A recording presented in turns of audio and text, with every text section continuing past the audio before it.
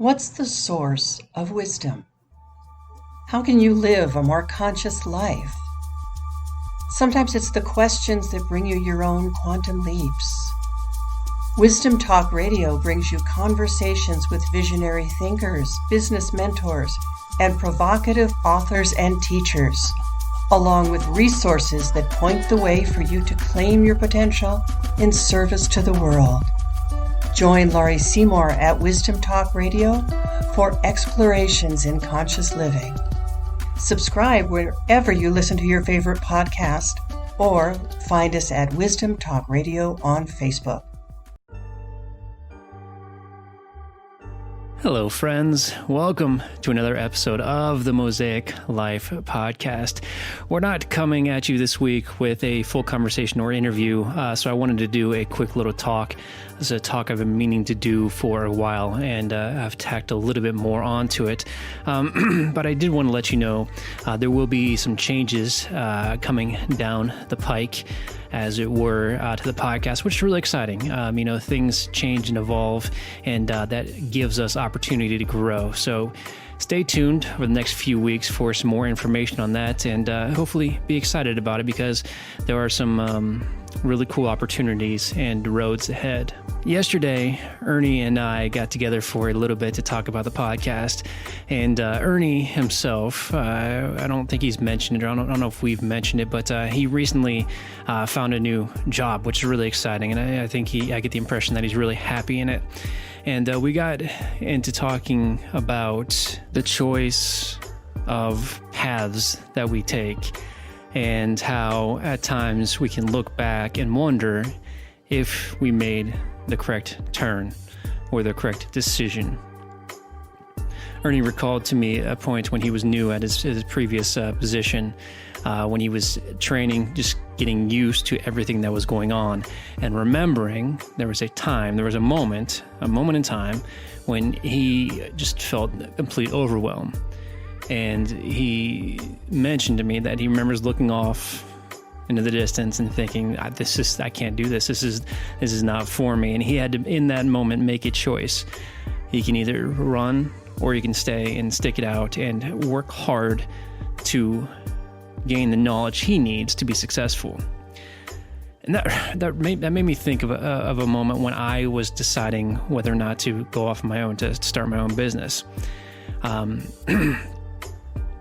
I'd had a web design background, but that was in high school, and from college to my first several jobs, I let that lapse. Probably a good 10 years went by without so much as really strengthening my design muscles. And so as I got back into it, as I sat down and decided, okay, let's figure out what the design standards are. Let's figure out what it's going to take to go into business for myself. I was learning the WordPress platform and trying to figure out how I could leverage that. And I remember at one point I had installed the theme. I was starting to customize everything. I remember at one point, the simplest hang up. The hang up was I couldn't figure out how to change the homepage. I couldn't figure out how to go from the blog format to the static page format. It's the simplest switch. I mean, it's a couple of clicks, but I just remember in that very moment feeling a complete sense of overwhelm and anxiety, and thinking, I can't do this. I cannot go out on my own if I can't figure out how to change the homepage for a website. And there was a good several minutes when I decided that I'm just going to stick with the job I have now. There's security there. There's an opportunity for me to maintain my insurance, my guaranteed income. And I can't tell you how happy I am. And I am assuming, I know how happy Ernie was for making the decision to stick it out, to put your nose down and figure out how he or I are going to get through this very minor inconvenience. Hardly a problem, but I also know that there are times in all of our lives when we are faced with a decision to either take the easy road, the one that we recognize, but it's not going to lead to the fulfillment that we want, or we can take the hard road. And I've remained steadfast in my message on this podcast. Do the work. Do the work now so you can reap the benefits in the future. Because if you don't, then what you have right now is what you're going to have a year from now, 2 years from now. And there may be good moments, but it's not what you want. It's not what you deserve. And so as I'm talking, and as I know many of you are thinking about a time when you gave up on something because it got too challenging, I want you to remember, if you push through, you are going to be so far ahead of everybody else. And I do want to give one book recommendation on this topic. It's called The Dip by Seth Godin. It's like a 75-page book. It's super short, so I highly recommend it. It talks about this exact thing.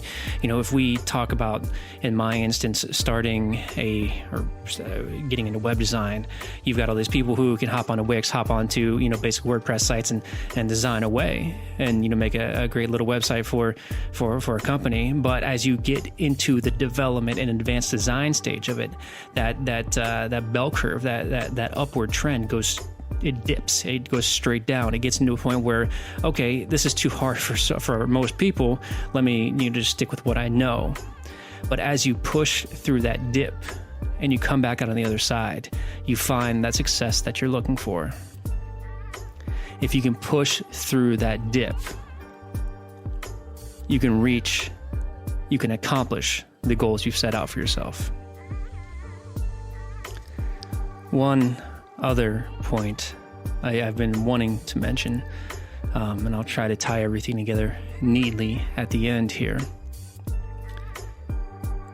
is I really feel like this is a message that young people need to hear.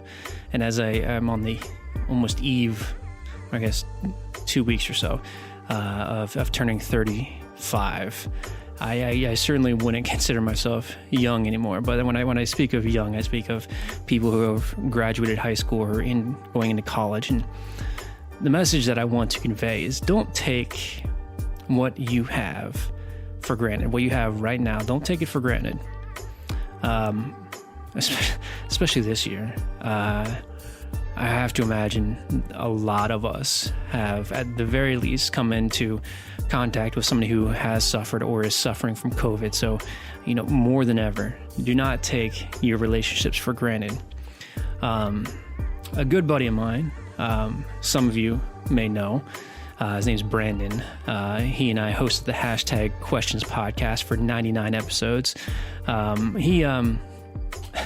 He reached out to me a few months ago and said, "Hey, Trey, I'm moving to Silicon Valley." I'm like, first of all, screw you. That's a dream of mine, so I'm coming with you.